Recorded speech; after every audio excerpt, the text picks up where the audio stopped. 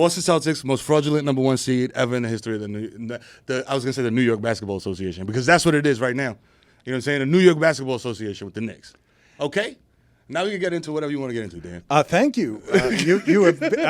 Tony came in here the moment that he heard Tony was not here, and then he heard you were here. And Hermanito mío? Ese es mi primo. He just wanted to be near you. Tony, what do you have for Mero? I got a bunch of things. Usually we do. I'm going to let you do your show, Dan. Obviously. Thank you, both of you, for allowing that. Yeah, I'm just here. Ayudarte one, but we usually do Refrans Del Dia a little bit more Cuban style. I'm doing this one Dominican style because the boy is in the building. So we can do that later. Mike yesterday feuded with Paul Pierce publicly. How are you feeling in general, Mike, about all this Knicksdom that is making an appearance? Because New York has gotten very loud, and I want to say very fast, but they've been waiting 20 years for this. Yeah, this has been percolating. This has been percolating, and I thought that the NBA didn't need New York. And then this season happened, and I was kind of feeling New York being involved because they finally have a team that I think is worthy of the chest pounding. And I think, man, get it out right now. They're killing it. Yes. Well, it's going to end in the second round, so you get it out now. I knew it. I was like, yo, bro, you think the Pacers are gonna beat us, dog? Yeah, that's true. The Indiana Pacers. I don't think this one's over yet. I think. Do you think this one's over? It's cooked. It's cooked, bro. Listen, Giannis, I love you, bro. You know what I mean? You're one of the most humble, likable NBA guys. You know what I mean? Maybe it's a facade. Who knows? I don't know. You know what I'm saying? Allegedly, I'm not here to slander nobody. You know what I mean? Except my ex-girlfriends. Okay? So he's a nice guy, and you want him to win. You know what I mean? I remember when they lost, and the reporter asked him, yo, was this season a failure? You know what I mean? And he was just like I would have jumped over the thing. Like the guy that jumped over, you know what I mean, and punched the judge, I would have did that. Bro, don't ask me that. We just lost, fam. We just lost in the playoffs. I'm the guy on this team. Everybody's looking at me like, yo, if you lose, it's on you. You know what I mean? I'm from Greece, bro. I don't know how to do American swag and be like, man, out of here. You know what I mean? If that was Russell Westbrook, bro, totally different post conference. But he's not asking you about Milwaukee because you're just taking out the entire conference. He's saying, as I'm saying, I'd still fear that Philadelphia team. Nah, man, get him out of here. Get him out of here. Listen, let me tell you something. I'm not an athlete. You know what I'm saying? I don't know if y'all know that. I'm not an athlete. But you're looking more like one than you used to. You're looking lean right now. Come on, baby. You know what I'm saying? Tigrazo. Yeah, ya tú sabes que lo que conmigo, papi. It's going to be a hot summer. You know what I'm saying? My wife is very jealous. You know what I'm saying? I'm out here on the Peloton doing mad push-ups in the morning. I'm working out with my son, shout out to Mero Jr. I love you. You know what I mean? We out here getting diesel, bro. You should have brought him. It's Bring Your Kid to Work Day. I know. And he's like, yo, can I come? And I was like, bro, you got school. You know what I'm saying? Fuck you, me. I ain't gonna take you to Miami, dog. You got school. And then when you go to school on Monday, yo, where's your math homework? I couldn't do it. I was on the Dan Le Batard Show with my pops. You know what I'm saying? You know what I mean? I'm surprised you're not scared of Embiid, though. I'm surprised. No, I'm not. You know why? Because I watched that game, too. And I watched the Kurt Schilling bloody sock moment where he bust a stitch open, and he was doing all kind of wild stuff. When he threw the ball off the glass to himself and yammed it, I was like, wow, that's crazy. You're on perks. You know what I mean? That allegedly, because they got that man. Listen, you've been doing sports for a long time, Dan. You know that if you're the guy, they're going to make you play. You know what I'm saying? You thought Pat Mahomes got hurt in that Super Bowl and they were going to be like, all right, sit. We're going to start whoever the hell. I don't even know who's behind you. You know what I'm saying? Because you're the guy. So we're going to whatever we got to give you to get you back out there, we're going to give you. And Embiid is out there wearing leggings with busted stitches, bro, off of Perk 30, allegedly. You know what I mean? And that's not sustainable, Dan. All it takes is for Mitch Rob to dunk on him one time and the whole construction of his knees is going to blah. I thought he was legitimately done for the season in the coolest way I had ever seen in the history of sports. Throwing it off the backboard around Mitchell Robinson to dunk with his own pass to himself and then collapsing in a heap. I also did think, my God, how many needles has that guy taken? Do you know what I mean? Did you see his eye whenever he was on the ground? He got the baby doll eye, bro. Yeah. One of that don't move at all. The left guy. I was like, Jesus, pray for him. He just had one looking at the bench the whole time, at the medical staff, like, yo, y'all got another one? Y'all got some Toradol back there? He's getting NFL shit back there, bro. Like, it was serious. When was the last time, and I will tell people again, as I have before, that every Thursday he's got new episodes with Carmelo Anthony, 7 p.m. Oh, man. in Brooklyn. This one's a banger. The last one is it dropped today. Today's Thursday, right? Yeah, it dropped today. You know what I'm saying? Go check it out. It's live now, and it has the New York legend Stephon Marbury. And yes, we talk about Vaseline. You know what I'm saying? Eating Vaseline. We talk about all that. You know what I mean? So it's in there. Check it out. You get. I promise you, bro. Because like, yo, shout out to LeBron and JJ Redick. They got their new thing, and it's just like, hey, man, you know, when I said, hey, you know, I saw D Wade coming off the pick. I said, you got to pick the picker, and then the XO curl. You know, and he didn't curl when I did the XO, so then I had the O to X. And you know, when you O to X, JJ, you know when you O to X, right? And JJ's like, yeah. Yeah. You got when you O to X, man, everything kind of goes. And then I'm just like, bro, what are they talking about? I played 21 in the projects. I don't know what is this. You know what I'm saying? Like, but that's that. You know what I mean? That's for those guys. 7 p.m. in Brooklyn is for you. You got into the juicy stuff with Marbury. Everybody wants to hear from Marbury on the New York years, on Larry Brown, on playing overseas, being an icon over there, and seemingly having a public mental health crisis. You know what I mean? And yes, we got into all of that. You know what I mean? So yeah, check it out. 7 p.m. in Brooklyn. Also, Victory Light. You know what I mean? We out here. You know what I mean? If you want to hear straight unhinged mania, me in a manic episode for an hour and a half straight with two wonderful co-hosts named Lisbel Ortiz and Rainio Valle, Victory Light is for you. You know what I mean? Lehman and I listened to that on our road trip recently, and he proceeded to tell me all about, was it Bloombergito? What was the name of the Twitter account for Bloomberg? Bloombito. Thank you. Never knew about that piece of New York lore. Bloombito, dog, where he was just like trying his best to speak Spanish. You know what I'm saying? Much like a New York Puerto Rican, tried his absolute best to try to speak some Spanish, bro. Speaking of which, we had a debate here beforehand, and you are in the middle of age here where they're explaining to me, between me and them, that Pitbull changed the meaning of the word culo from when I was a young person. When culo was not the whole ass, it was the asshole when I was young. Oh, yeah. And so I wanted a verdict from you as what is the ruling here? Does Pitbull get to change that? Listen, Miami is a very powerful metropolitan city. You know what I'm saying? And Pitbull is the governor of Miami. You know what I'm saying? He's Mr. Worldwide. So when you're Mr. Worldwide, you get to change some things. You know what I mean? So he influenced the culture, bro. He made culo not just booty hole, the entirety of the booty. You know what I'm saying? That's right. Dan, I think what you were searching for earlier, and thankfully I'm in, is you're looking for ojo del culo, which is El oye culo. like No, I'm saying that youth, the culo, that in my household, that's what the culo was. It was not the whole ass. During the Great Depression, that's what it meant. That's what it meant. That's true. Nah, Juju's right. But Dominicans, we call it like una chapa. Diablo, que chapa, mami, coño. Diablo, que chapón. You know what I mean? Like that. Like you got to get ASMR with it. Like, Diablo, mami, que chapón. All right, now you're creeping. people, Yeah, wow. that's a little bit culazo. Too. Culazo. Diablo, que culazo. Could you blah, blah, blah? Could you blah, blah, blah? Let me stop, bro, because I'm going to start Put some doing dembo. We should put some dembo on right now. drop a whole dembo track in here while I'm here, man. Stop.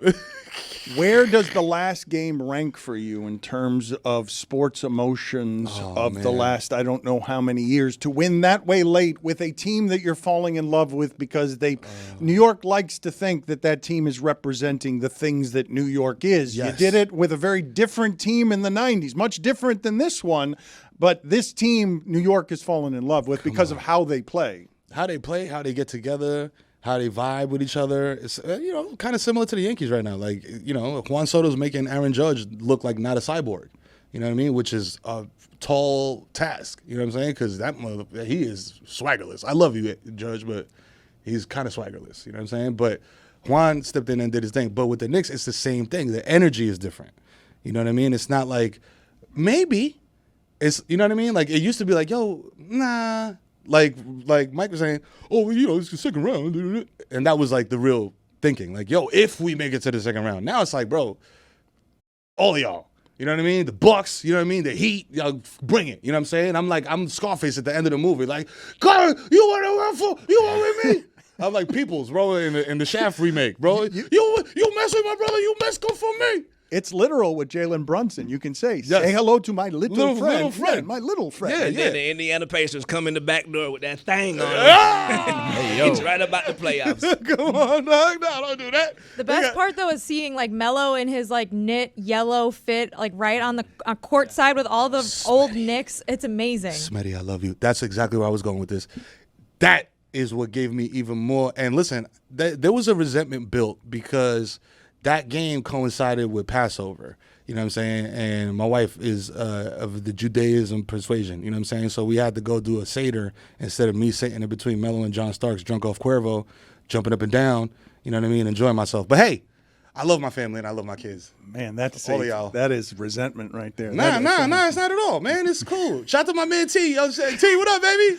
You know what I'm saying? I could've been- You missed out on something tremendous Yeah, in the man. name of faith. Yeah, you know, not even my faith like that. It was just, it was like, you know, just not camaraderie, man. Solidarity. It was solidarity. With, you know what I'm saying? Yeah. A lot of people skip their Seders to go to that game, Yeah, I including know. my boyfriend. Yeah, shout It's out to tough. Lee. Yeah, Lee, man, goddamn, I should have did what you did, bro. But then your kids wouldn't have been looking at you like, where's daddy? You know what I'm saying? Did you see through everything that was happening through the religious ceremonies because of where you wanted to be? Dog, I was just like, man, Dayenu, man, get over this shit over with, bro. Bring the brisket out. You know what I'm saying? Like, let's get this over with. But what energized me was seeing Melo, John, all those guys jumping up and down, going Spreewell, who looks like the most dominant center in the WNBA, like just going crazy, jumping up and down, like yeah, hugging each other, slapping each other on the back, bro. It was beautiful, man. It was like generations of New York basketball coming together to celebrate this renaissance. You know what I mean? And you missed it. And I was eating brisket with a collar shirt on the whole time.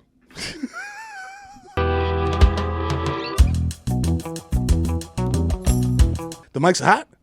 Now they are. All right, They've Dan, been- count us back in. They've been hot. Yeah. As soon as you got here, isn't that the way that works with Yeah. you? You get in and mics get hot. Just keep them hot all the time. You didn't answer my question, though. If I made you sort of rank it on how it is that you felt about the you're down 5 with 28 seconds left. Yeah. You believe in this team. I believe this team is going to break your heart because I fear that the Celtics are better than everyone in the conference. Frauds. But what you saw last night reinforces the notion that 100%. Porzingis might not be trusted in that spot. No. The not at all. durability of a hymen is what my brother Exactly, said. exactly. You know what I'm saying? Shout out to JuJu for quoting me. Thank you. You know what I'm saying? Since Stu's not here, JuJu's getting all the thank yous today. But last You know what I'm night saying? wasn't a durability problem. It's that he was in the post with guys that were 9 inches shorter than him, and he wasn't passing out of it to create the threes or even making the turnaround jumpers that they needed him to make. You know what I'm saying? Durability is a compound word. Part of that word is ability. You know what I'm saying? So his durability and his ability. He put the duh. in durability. You know what I'm saying? Because he's out there catching the ball in the post, looking like Jesus on the cross, and you know what I mean? You got a 5'6" guy on you, and you're not making nothing happen. So what are you doing? Chris Stapps? You know what I mean? So, yeah, hey, you know what I mean? Phil Jackson was wrong. Okay? I delight in saying that. Phil Jackson, you were wrong. Okay? If you're still alive. I don't know if you are. I'm sorry. Whoa, that'd be a $50 fine if you just killed Phil Jackson. He's still when with us, he though. was He was He's still with asking us? He's still aloud. with us? All right, cool. I just had to Google it. You know what I'm saying? That's why. Shout out to the Who is the most hated figure in Knicks history, according to you? Like in terms of because Phil Jackson would be pretty high on the list. Yeah, Falling yeah. asleep on the subway, Yeah. trying to do the Pat Riley thing, lazy. Yeah, it's so lame, God. But honestly, it's funny. I had this conversation last night, like poolside over many blunts. It's Mike, man. It's Michael Jordan, dog. Like, if you're a real Knicks fan and you grew up and you were young, because I was young in the 90s. Like, I was like, like junior high, elementary school. So Mike broke my heart every year. So he is like the ultimate villain because unlike Reggie Miller, unlike Alonzo Mourning, all those other guys, we could beat them. It's like, yo, you're beating these guys. You have a chance. With Mike, it was like, man, now it's Thanos now. But I was talking to you about like in-house, somebody who did damage to your organization from inside the house. From inside the house? Yeah, because Phil Jackson, when you mentioned Phil Jackson, I was thinking about where Knicks fans will get rabid on you fouled all this up. Phil Jackson, bro. It was Pat. It was like a bunch of guys. It was a bunch of different front office people, like just doing dumb stuff. But it is undoubtedly Phil Jackson. You know why? Frank Ntilikina, dog. You wasted a lottery pick on Frank mother Nilakina, my guy. You know what I'm saying? You did that. And for that, I forever. will never forgive you. That is a forever wound in my spleen, dog. I don't even say heart. Like my liver, you know what I'm saying? Another vital organ. Like he deflated one of my lungs with that pick. Do you guys have a Refrans Del Dia? You said you have one here for Como no, como no. Oh, and you're going not Cuban this time. You're Vamos trying- dominicano. Vamos Pal esto. pana mío. Pa'l patio. Vamos pa'l patio.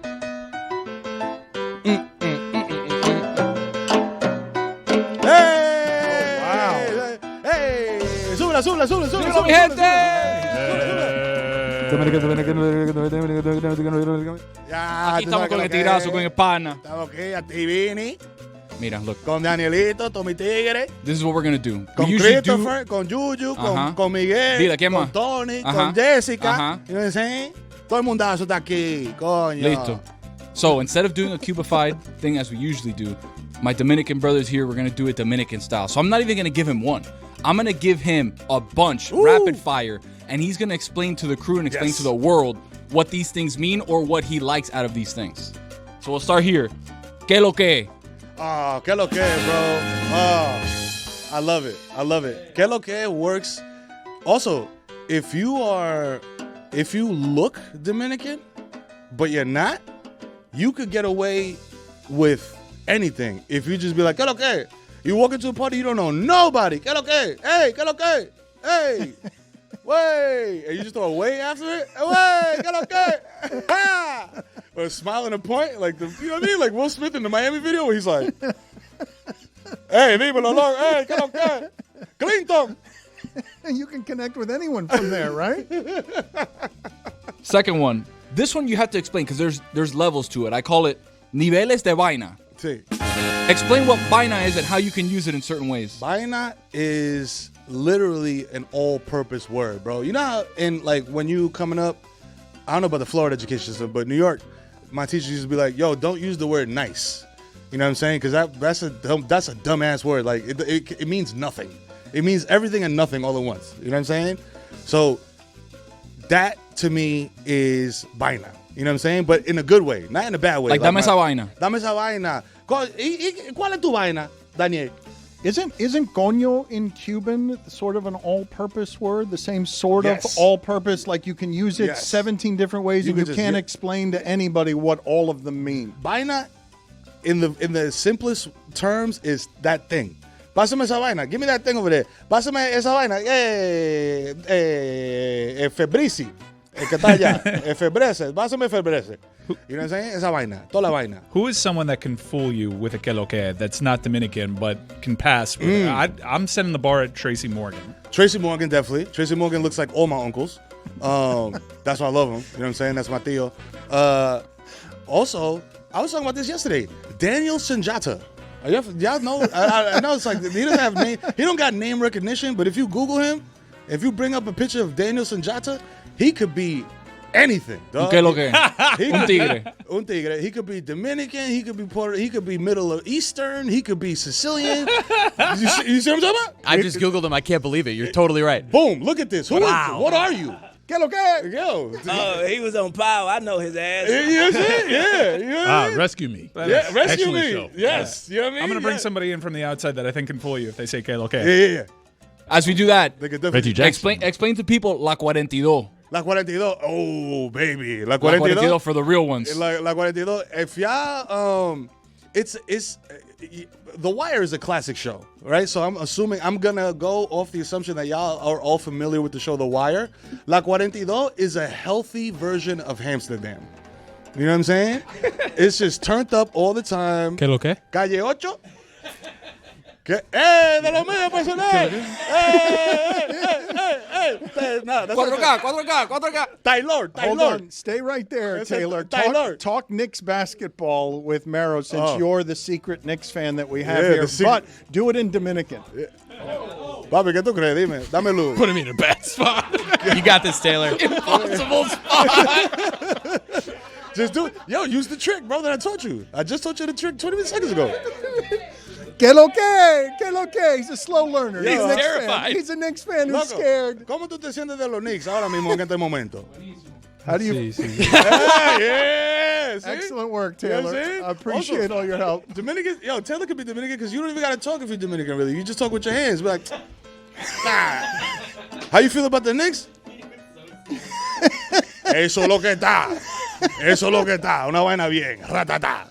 That's where you can use vaina. Una vaina tremenda vaina. Una vaina bien, loco. Una vaina increíble. Tell them about los tres golpes. Oh, los tres golpes. Yo, los tres golpes is wild because this is how you know. This is why Dominicans are the best baseball players because you're working against yourself when you have tres golpes for breakfast. You know what I mean? Because people don't know. For that, those of y'all that don't know, you know what I'm saying? Tres golpes is a traditional Dominican breakfast that consists of mango, which is mashed plátanos, aka plantains. If you were born here, plantains. Mashed plátanos, green, not sweet, with salami frito, like fried salami, queso frito, fried cheese, and fried eggs. You know what I'm saying? So Estás listo. It's whew, you eat that, bro, and that sticks to your ribs. Well, bro. literally translated, that's 3 hits, Three right? hits, so like those bang, bang, so you're bang. doing 3 terrible fried things to Yes, your organs for breakfast. just coming out of the gate aggressively Dominican. Aggressively Dominican at 6:45 in the morning, right before you hop in your Lincoln Town car and get to work. What know what I'm saying? what brings you to Miami? I did not know you were coming. You announced it. Not that you need excuses to come to no. Miami. You have been love it. absorbing this city for a long time. I feel like I'm part of heat culture now. You know what I'm saying? It feels blasphemous to say. You know what I mean? But heat meaning like because I'm hot. You know what I mean? I'm popping. You know, Manjaro Mero in the building. Look at the traps. You're not answering my question. You're flexing. You're not saying why. All he's got to do is flex. Tremenda vaina, mira eso. Una vaina bien, loco. I'm here. Vine a flexiar. You know what I'm saying? But I'm here I'm doing a series with MLB and Corona called La Vida Más Fina, where I speak to and highlight Latino ball players, you know, from around the league. The fine life. The fine life. You know what I'm saying? Last episode was with Nick Castellanos, cubano. Lo vi. Estaba tremendo, papi. You know what I'm saying? Está buenísimo. Muchas gracias. Te lo agradezco. Shout out por el apoyo. You know what I'm saying? And today, when I leave here, I will be kicking it with Luis Reyes. And from the Marlins, local Miami legend, Luis Reyes, you know what I mean? And we're going to play the show and eat arepas. You know what I mean? Tengo unas cuantas más, Dan. I don't know if I can interject here for very quick. You can, but Refrans Del Dia was supposed to be one phrase. And No, we're it's now too big. on that He's in person. It's All too right. big. We Have can't at contain it. it to one Have at phrase. it. Have This at is it. going to be a either or, okay? Wow. El Alfa o Rochi?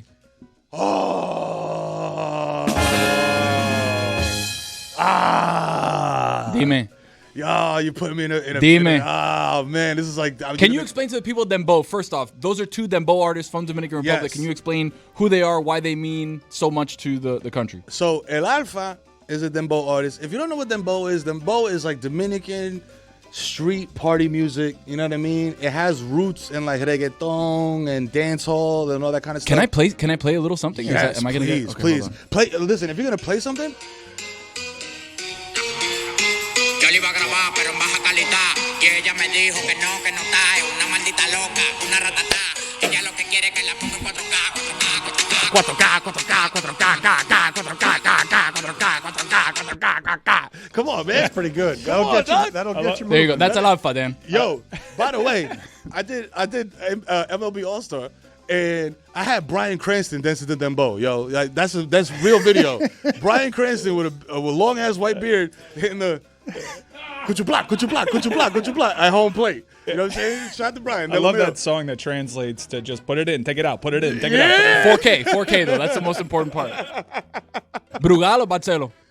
Brugal, papi, con la mallita, tú sabes que cuando no hay cuarto, uno bebe un puchín de lavagallo. You know what I'm saying? Like, Most people don't know what you're saying. Brugal or Barcelo? Rum. 2 different rums. yeah. And what they call lavagallo is, you know, in various Caribbean, Latin nations, they partake in cockfighting.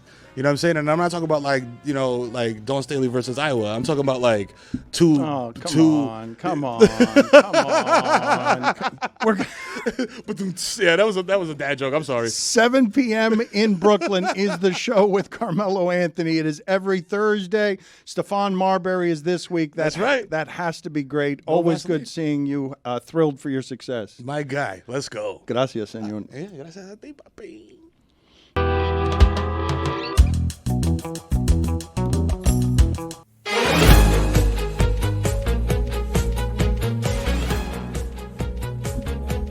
That's right. It's time for Thursday Thunder. I'm pushing through, gonna fight through. Thursday Thunder is sponsored by DraftKings. Stay tuned because you'll hear more about DraftKings and all it has to offer throughout the show. DraftKings, the crown is yours. JuJu, do it.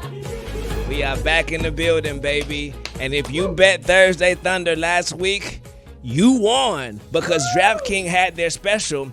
If you win your money line bet instantly if your team takes a 2-0 lead. And the San Francisco Giants did just that. So salute. Getting money everywhere. It's the most dangerous lead in sports. Being up to? Alrighty. You already know where we going. The association, baby. The New York Knicks and the Philadelphia 76ers are playing tonight in Philly. That means the veteran presence has to step up for the Knicks. It's going to be turbulent. It's going to be a wild place. I think Meek Mill is going to be there. So I'm going with the big dog, Bojan Bogdanovic. 7.5 points. He's going to hit that. I'm going over on that. Veteran leadership, baby. What you got to say about that, Dan? I thought that you were going to win the other day when you got the first two legs of something, and then Herb Jones, you needed him to go 11.5 over on points, and he failed us. Yeah, but the caveat was, if you made that bet because the 49ers, the Giants were in it, you won instantly on Thursday. So that was just for us. I'm just saying you've been on a hot streak. If people are taking your bets individually, it's been a long time since you gave a number of bets and had more losers than winners inside of it. JuJu, over the last, 25 picks he's made, has gotten like basically 4 or 5 wrong. And so you've been on quite the hot streak. I'm going to follow you until the wheels fall off. Oh, you just jinxed us. But we are going now we're going to take it to the next game, the late game tonight, guys. We're going to have to stay up tonight, baby. We got Billy Gill. We got his draft show. So we're going to be up already. So we're going with the Denver Nuggets to win the game, baby. Moneyline Denver. I think it's fool's gold. That game we saw last game was LA Lakers' best shot, and they still lost. Anthony Davis, what you say, he was in a sea of ass, sweaty ass at the end of the game. So I think that's going to have some residue. Kulo. Sweaty ass and residue. staying within that game, I'm going to go with the point guard, D'Angelo Russell. He's had some rough games, bro. He had some shaky stuff that happened that really swung the momentum of the last couple of games. So I think him back in front of that home crowd, he's going to be juiced down 20 points. So he's going to go over 17.5 points tonight, Daddy. That is Thursday Thunder. Lock them in. Thank everybody in America. And remember, if I lose, you choose my punishment, baby. I don't know why you keep doing that. That seems excessive, and it seems like a form of self-flagellation that's not necessary. You are giving your It feels best. necessary. It's implied. He likes costumes. It's a thing. You are giving your best to these picks. You are doing a great job with these picks. You've done them better than anyone around here, so salute to you. I want to play. Picked the Heat yesterday. Yeah, she did. And you were like, "Whoa, that's terrible analysis." Well, it was terrible analysis. But it was correct analysis. It was, but it was terrible analysis. You can be, okay, I'm glad we talked about it. Joakim Noah is on South Beach Sessions tomorrow, and I've heard a lot of people talking here recently in a way that gives me some recoil because, for example, Paul Pierce comes on yesterday, and he sounds like an old head complaining about an assortment of different things that the young people aren't doing that he and his guys did. Joakim Noah is very careful about criticizing anyone in public. He is somebody who doesn't want to take the route of being someone who brings attention to himself because he's ripping a lot of other people. But he brought up something when it came to Joel Embiid's reaction to being heartbroken about losing that way to the New York Knicks. It seems like Joel Embiid, even though he is all, size and muscles, it seems like he is of his age. He's someone who cries leaving the court and falls down without worrying about how you're going to receive it, because it's heartbreaking to lose against Kawhi Leonard on a bounce. And he cares deeply. He's trying so hard that he's taking God knows how many needles to be out there. And so after the game, he just looks broken when he's saying we're a better team. We're going to win this series. And he physically's got his head down. And Joakim Noah had a problem with all of it. I have a hard time understanding how this person fits with that person, though. They seem like two different entities in terms of how you carry your way through life and who you had to be in the furnace. 100%. 100%. I mean, I think everybody is. It's interesting. Just even watching the games now it's interesting. I watched yesterday the Knicks come back, win that game against the Sixers. And, Joel Embiid's going to have to live that one. That was a tough loss yesterday. You got to mentally get yourself right for game 3. And I'm seeing him do the interview yesterday, head down. I was like, it's not just about how you're feeling. You're the leader in this locker room. You got to conduct yourself a certain way. It's different. As much pain as you're in, the other guys in the locker room can't see you with your head down like that. And it's one of the reasons why I don't love, I'm not saying that to critique. I'm just saying this as it's just my opinion. I've told you guys the story before of Allen Houston. The ball is dancing on the rim, and the Knicks, as an 8 seed, beat the Heat as a 1 seed. And Pat Riley realizes he's got to blow the whole thing up with Jamal Mashburn and everything else. And Pat Riley is at his desk weeping as the coach of that team. And Alonzo Mourning comes in to the locker room and tells Pat Riley, in uniform, do your job. Get out there and talk to those people. You're the leader. You can't be in here all broken. It's about everybody. It's not just about you. I understand why Joel Embiid would feel it's almost all about him. I don't know the correct way to lead in a situation when you're fundamentally emotionally broken. Did you see what Goran Dragic said? Remember, through his early struggles, Pat Riley straight up came up to him and said, "We don't pay you for it." So just anytime you think I'm too tough on Terry Rozier. The thing about... I see what you can't do that. Which Crossfire. part can he do? That's not the same thing, but I digress. Nope. You're my brother. It is not the same thing, and you have not digressed. One of the other things... Look, man, I didn't wake up one day and decide I was going to be the only person keeping it real with the Miami Heat. I woke up one day and everybody else just ceased keeping it real. How is this still where we are? Well, I was trying to move away from it, but he's remaining there. Joakim Noah also had, and I don't know how you guys would react to this, because I reacted in a way that was really surprised to playing for him the video of the woman who was giving him the middle finger when he walked off the court after being ejected.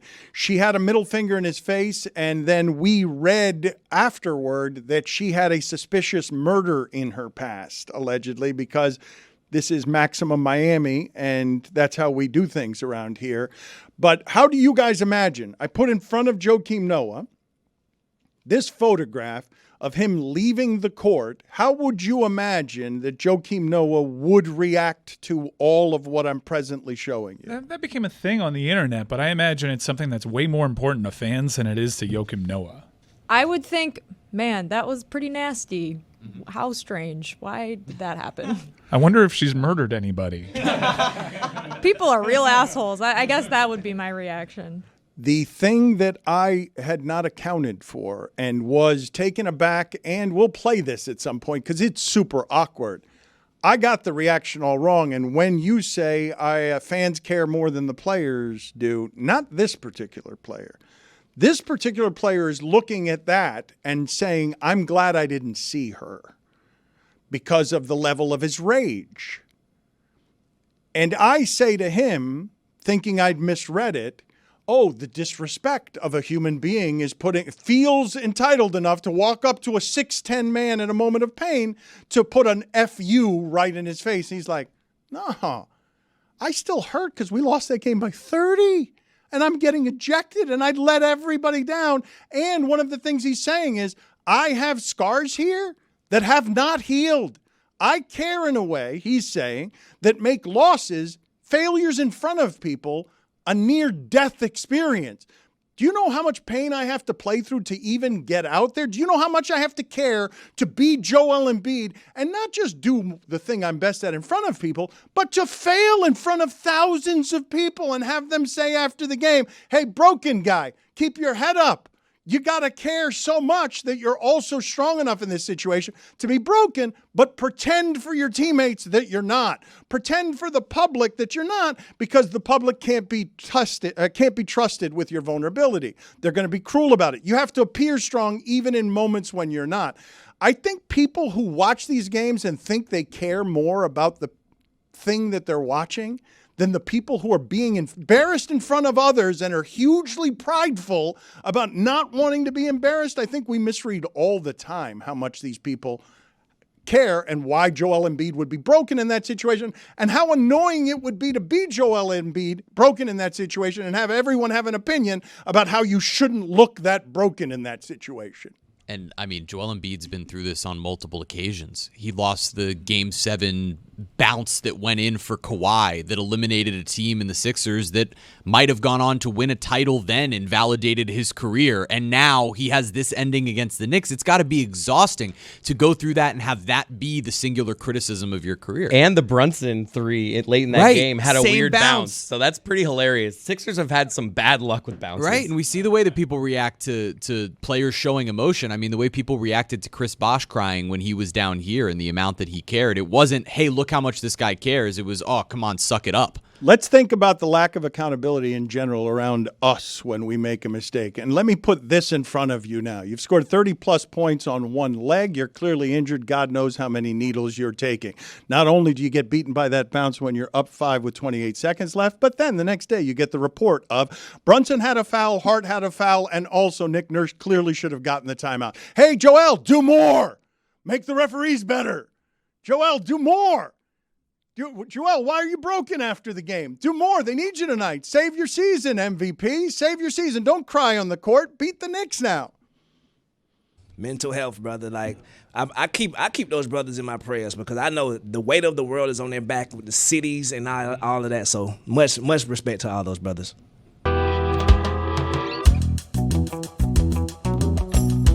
There was very exciting movie news that popped up on my social media feeds that it got me so excited when I first saw it, but I've seen all these fake news articles about movies. I had to really do a deep dive and find out if this was legit.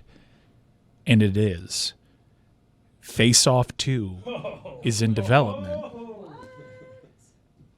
Face Off was, for its time, in the late 90s, arguably the premier action movie. John Woo, what a moment, what a guy. Now, I don't know if you recall how Face Off ended. Castor Troy. I don't. Spoiler alerts all over the place. This is one of the 2 successful movies of all time that has involved a plot twist that involves pulling your face off. I've never seen it. So the reports are that Me both either. John Travolta and Nicolas Cage are back in to reprise their roles of Sean Archer and Castor Troy. How? Well, it was amazing acting because they played both of them. Yeah. John Travolta took his turn as Sean Archer, and then Nicolas Cage took his turn as Sean Archer. John Travolta knocked Castor Troy out of the park and somehow outperformed Nicolas Cage doing Castor Troy. Peach, I could eat a peach for hours, the whole deal. It was incredible. It's maximum Cage. John Travolta did a better Nicolas Cage than Nicolas Cage is what you're claiming in Face Off. Right. So there's a part where it ends on this crazy high-speed chase with bad body doubles in like a speedboat, and it crashes onto the shore. And at one point, like the vocal thing that is on Nicolas Cage to make him sound like Nicolas Cage, even though he's actually John Travolta in this moment, because he hates Castor Troy because he killed his son Michael. And he does this weird thing with his hands over people's face, and it was just traumatic. for him. So he gets stabbed with like this spear, and Castor Troy, who has the face of Sean Archer, is like, well, you're still going to have to look at my face in the mirror. And then he starts taking a knife to his face. And Nicolas Cage is just screaming, die! But remember, Nicolas Cage is Sean Archer. They load him in an ambulance, and they have to save the face. So Sean Archer can walk back into Joan Allen's house, who has already been convinced, man, you want to talk about a mind bleep, that she's had sex with Castor Troy, even though it looked like Sean Archer. But John it was Travolta, her husband. What could she have known? It looked just like her husband. Daddy's got a brand new bag. He walks into the house. Everything's fine. That's Face Off. How can we possibly make a sequel? Exactly. We're making a sequel. How? Well, the screenwriter says he was never convinced that Castor Troy was dead. So that's one way. I mean, he got loaded into an ambulance and they had to save the face. What if he never actually died? Or what if it was Pollux Troy, bye bro, the entire time? But how about this for a pitch on Face Off 2? It's not actually a sequel to Face Off. Instead, it is Nicolas Cage and John Travolta acting out what they did to prepare for Face Off. Because I don't know if you know what they did to prepare for Face Off. I do not, but I do know that John Travolta did a very good Nicolas Cage. So the legend is that Nicolas Cage and John Travolta went to some isolated cabin somewhere for like roughly 10 days and studied each other. I swear to God. That's why John Travolta did such a good Nicolas Cage. Can you imagine being a fly on the wall over the course of 10 days? I'd watch that as Face Off 2. Well, that's essentially, you could make The Lighthouse again by having the two of them go completely insane.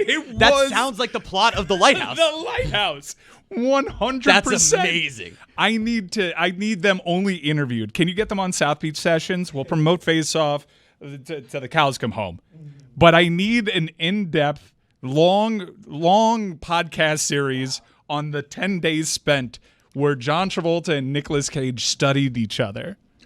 Can you guys please find for me Till the Cows Come Home? I'm not an outdoorsman. I'm not a farmer. I don't know why cows come home. I don't know if that takes a long time. It must take a long time, but I don't know why or how that takes a long time. Is John Woo also the director? There were a lot of slow motion doves released in that movie. Thing, yeah. That's his thing. Two things that John Woo invented: the doves and double handguns. Those are John Woo's signature things. I have said before on this show that there has never in the history of cinema been a good movie where someone peels their face off as a plot twist, but I have been corrected by both Face Off and Silence of the Lambs. And Mission Impossible. I argued against that. I think Fallout's the greatest action movie of all time, and it has a face peeling off. And the greatest, I think that's the Wolf Blitzer one, which is like the craziest reveal out of all the reveals. I believe it's what started the conversation that made me maintain that you can't have the plot twist be, oh, I've been fooled, that person can pull off their face. You think that Mission Impossible cannot fool you with a face reveal, and then they do the Wolf Blitzer one. It fooled me. Nuts. I can't dispute that it did fool me. I was not expecting. Yes, Wolf Blitzer was, you don't know this? I don't want to spoil it, but at one point I thought Wolf Blitzer was actually there as a part of the proceedings, but nope, turns out they just peeled off Wolf Blitzer's face, and the bad guy had been foiled because how could he expect that Wolf Blitzer was actually Tom Cruise? Shout out to Scooby-Doo. Really ahead of the curve on They that. showed this terrorist who was convinced, because he was recovering in a hospital bed, that he actually carried out his mission of detonating a nuclear device. And they had CNN news reports on the TV, and Wolf Blitzer was doing a news report on it, and he actually ends up fessing up and giving the IMF all the information that he needs. And after he does that, the doors of the hospitals, it's a facade, stage doors open up, Wolf Blitzer takes his face off, and it's Tom Cruise. I mean, what a moment. Did you guys see the Jennifer Lopez film yet? Because it's not a face, no one's face is coming off, but there is a reveal in the credits of that movie that have left me reeling, honestly, for months. It's honestly atop my docket, but now we're in playoff time, it's which only means an hour long. It's very short. I'm not watching any of these baby reindeer shows. Pop culture for me ceases to exist. Mike, I'm with you. To be fair, I'm really behind on everything. It's just sports are coming out of my eyeballs right now. The draft is tonight. I haven't done nearly enough draft prep. I'm going to be doing draft prep in the hours leading up to the draft show when I have to come back here with Chris later. I mean, it's been brutal. This spring has been the sportsiest of all the springs. The Jennifer Lopez movie was panned by all. She made it herself, correct? She decided. I think she funded it herself, and she was the star of it, and it was very weird. But honestly, like, it wasn't unentertaining. So What was weird about it, though? I don't know what it was for or what it was. I don't understand why it exists. But otherwise, It was the quintessential look away. quintessential vanity project in that like no one really wanted to support it financially. She had to figure out how to do this worth really it for the reveal. crazy Worth movie. it for the reveal. And you don't want to spoil it. I'm not spoiling it. But it Trust stayed me. with you for months in a way. Forever. I'll never forget it. I heard Ben Affleck said, we shouldn't put this out. And then she put it out. So, spoiler alert. Supplementally, I've heard that you also have to watch the documentary, The Greatest Love Story Never Which Told, I which have is not actually seen being yet told. because the sports are coming out of my eyeballs, Dan. What an odd thing that must be. If what you're reporting is accurate, JuJu, you've made a thing. Your husband says to you after you've poured your heart into that thing, you shouldn't put that out. What an awkward thing that is for the people involved. But he's part of it. Yeah, the reporting was that he kind of advised at the beginning, like, hey, are you sure we should be doing this? And then ultimately just decided, like, all right, well, if we're going to do it, I've got to try to help. Valerie must say that to you often. About the Why costumes? are we putting that out? The idea that she would care about something that deeply and early on, a piece of art that personal, and that her husband would say, are you sure about that? That doesn't sound, it sounds like good advice, but also not support. And I can't imagine, the reason that I was stunned by that, I can't imagine J-Lo taking that advice from anybody if she's done this personal a project. I can't imagine anyone in the world could tell that person, not her husband, not anybody, you shouldn't put that out without that landing hurtfully. I'm just running through the scenarios in which 25 years later you need Sean Archer and Castor Troy to both switch each other's faces once again. Is it because of Castor Troy's son? Is that it? Is that how you reach him? Is it like they're peeling off the skin, or is it like a mask? No, they actually take the faces off. They don't actually take the faces No, they do. off. No, It's like that's Game of the Thrones. procedure. We should do that with Billy and Tony. Face off each other and then say, stay over there, and you come back as Billy. And They take the faces off, and then Margaret Cho dies. Do they have like scars from the? No, it was really like ahead of its time. They even do a little lipo, and they address the hair. Buccal which fat removal. How are they going to address the hair with Nick? Because I don't know if you saw the Oscars. He looked great. He's finally got a system in place that works.